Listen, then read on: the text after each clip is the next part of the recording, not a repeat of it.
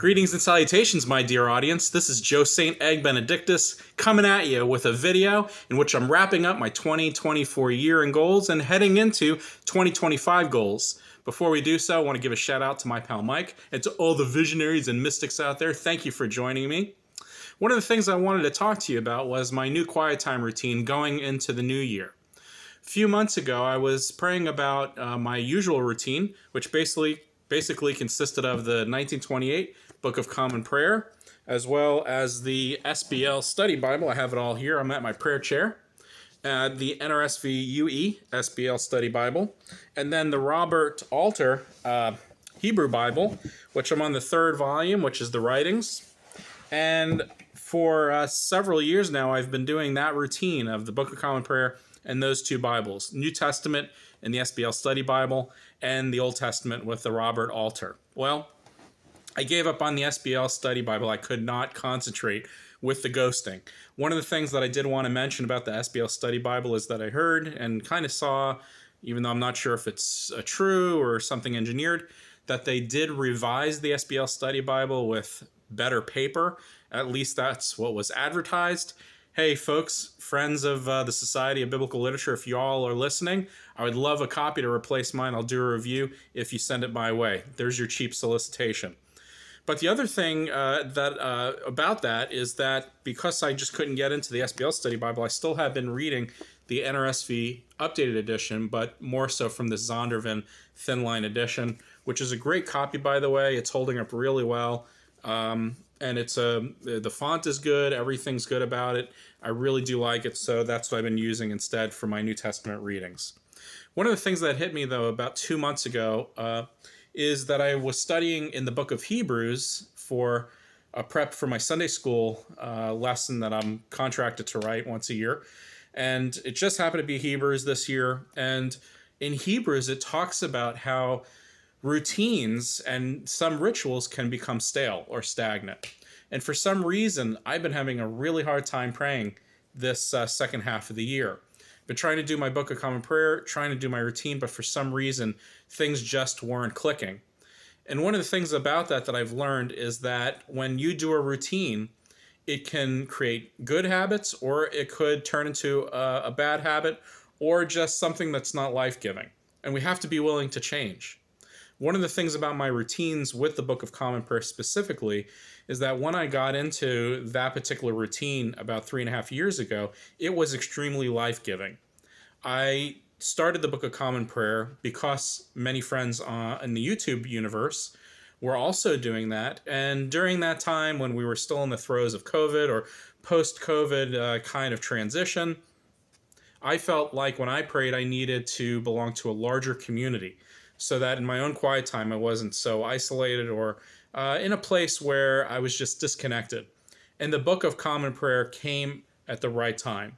It not only was life-giving for me and gave me a routine that I strongly needed, especially in a tense time in the life of my ministry at that time, but it also provided me with a great community and friends in the YouTube universe. But about 2 months ago, as I was doing this reading of Hebrews, I really started to figure out, why is it that I couldn't pray? Why is it that I had so much trouble focusing? I had just changed my diet, and I had come out of another tough time in the season of ministry. And so when I was praying about this, I thought, maybe it's just time to change things up. What do I really need to get out of my quiet time?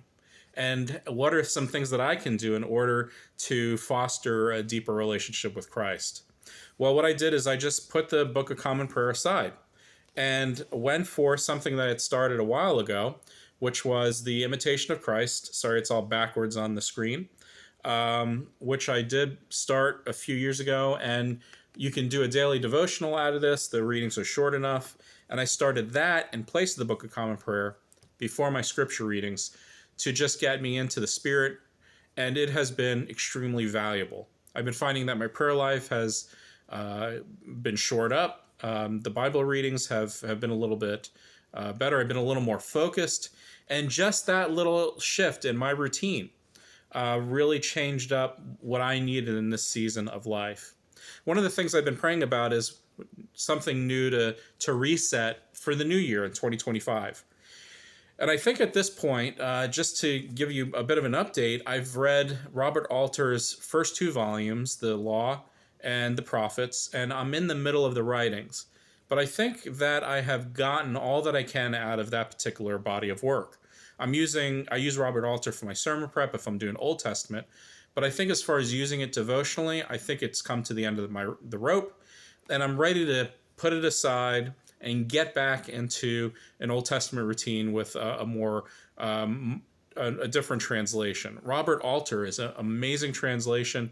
The study notes or the commentary notes on the bottom are incredible, but it is very wooden. It's very literal, and sometimes, especially with the writings, it is hard to follow.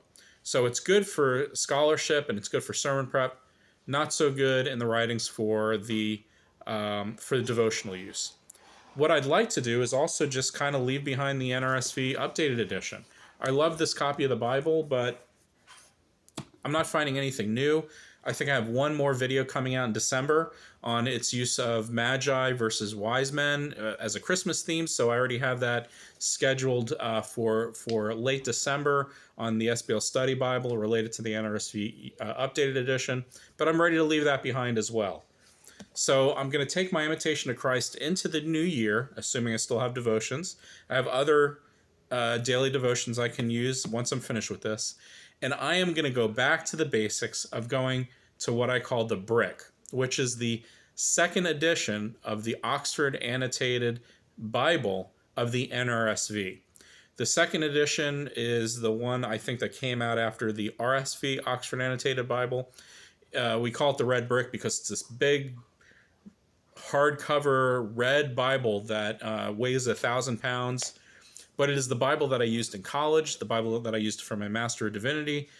And I'm going to pull it out of my dusty shelf, and I'm going to get back into the NRSV with the Annotated Oxford, which has minimal notes so that it's not distracting. And I'm just going to go back to basics to really reset for 2025 and give that a shot. Of course, I'll let you know how it goes. But between now and then, obviously, I'll come out with videos as they come along. You might be able to tell that things are slowing down here in the Egg Benedictus household. Used Bibles are few and far between these days. I've basically reviewed everything that I think is reviewable as far as finding things that are unique. Not really in the market, although I still look at the used bookstore every week for odds and ends to showcase or to review. In fact, I just came into about a half dozen Bibles from somebody who is moving out of their home. So I have some other videos, or at least one other video coming up with some really interesting old vintage Bibles that I think you'll like. But you can tell here in the YouTube universe that things are slowing down, and that's okay. We just produce the content that really interests us and that we really enjoy. One of those things I've always liked are really those updates about how people are connecting with the Lord and experiencing God in real time.